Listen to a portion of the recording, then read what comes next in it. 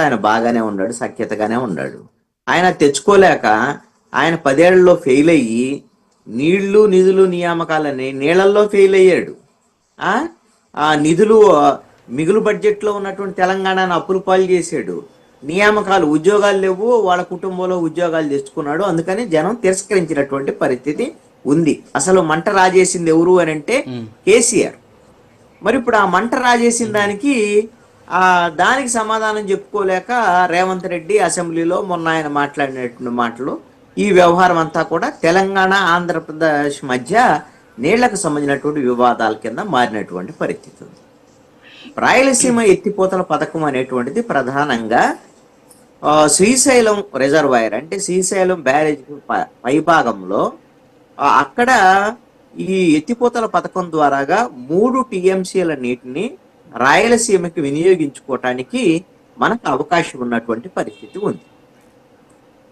ఇది దాంతో పాటుగా మనము తెలుగు గంగ, గాలేరు నగరి వీటికి కూడా మనము నీళ్లను వినియోగించుకునేటువంటి పరిస్థితి ఉంటుంది.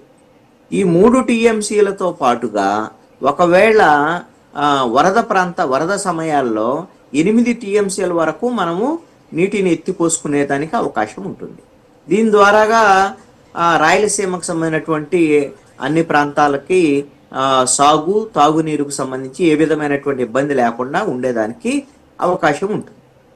దీనివల్ల తెలంగాణకు వచ్చే సమస్య అయితే ఏమీ లేదు. తెలంగాణ మనం వాడుకునేటువంటిది కేవలము మన వాటా ఎంత అయితే ఉందో మన వాటా వరకే వాడుకుంటాం. ఇప్పుడు బచావత్ ట్రిబ్యునల్ ప్రకారంగా మనము 512 టీఎంసీలు ఆంధ్రప్రదేశ్, అదేవిధంగా 299 టీఎంసీలు తెలంగాణ వాడుకోవాలి అనేటువంటిది బచావత్ ట్రిబ్యునల్ అవార్డు ప్రకారంగా మనకు ఇచ్చినటువంటి అంశం. అంటే 66-34% నీటి వినియోగానికి సంబంధించినటువంటి ఒప్పందాలు ఉన్నాయి. కానీ ఇప్పుడు రాష్ట్ర విభజన తర్వాత ఏమంటున్నారు తెలంగాణ వాళ్ళు, మాకు 50-50 కావాలి, మీరు ఎంత వాడుకుంటే మాకు సగం కావాలి అనేటువంటి విధంగా మాట్లాడేటువంటి పరిస్థితి. ఈ విషయంలో తెలంగాణ మాటలు, వ్యవహార శైలి ఇవన్నీ కూడా ఆంధ్రప్రదేశ్కు నష్టం కలిగించేటువంటి విధంగా, అదేవిధంగా కృష్ణా గోదావరిలో మీరు అధికంగా నీటిని వాడుకుంటున్నారు అనేటువంటి విధంగా ఆంధ్రప్రదేశ్ మీద దుమ్మెత్తి పోసేటువంటి విధంగా మాట్లాడుతున్నటువంటి పరిస్థితి ఉంది. మనం ఆంధ్రప్రదేశ్ దిగువ రాష్ట్రము, తెలంగాణ ఎగువ రాష్ట్రం. తెలంగాణకు సంబంధించినటువంటి విషయంలో మనము కాళేశ్వరం ప్రాజెక్టు కట్టుకుంటే మనమేం అభ్యంతరం పెట్టలేదు.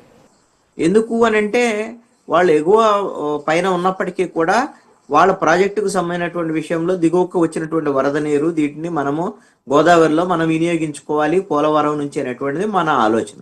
ఇప్పుడు పోలవరంకి సంబంధించినటువంటి విషయంలో మనం దిగువకు వచ్చిన తర్వాత పోలవరంలో మనం వినియోగించుకునేటువంటి నీటిని వినియోగించుకుంటాం. వినియోగించుకోలేనటువంటి పరిస్థితి ఉంటే సముద్రంలోకి వెళ్ళిపోతుంది. అంతే తప్ప తిరిగి తెలంగాణకు ఇప్పుడు ఇందాక కూడా నిన్న కూడా అదే పోలవరం నల్లమల సాగర్కి సంబంధించి కూడా చంద్రబాబు నాయుడు అదే చెప్పాడు, వృధాగా పోతున్నటువంటి నీటిని వాడుకుంటే తప్పేంటి అనేది. సరే, అది పక్కన పెడితే రాయలసీమ, ఎస్పెషల్లీ రాయలసీమ ఎత్తిపోతల పథకం, రాయలసీమ లిఫ్ట్ ఇరిగేషన్ ప్యాకేజ్ ఏదైతే ఉందో దీనికి సంబంధించి జగన్మోహన్ రెడ్డి కొన్ని వ్యాఖ్యలు కూడా చేయడం జరిగింది. ఒకసారి ఏంటంటే అవి నాకు వచ్చే పేరును అడ్డుకునేటువంటి ప్రయత్నం చేసింది చంద్రబాబు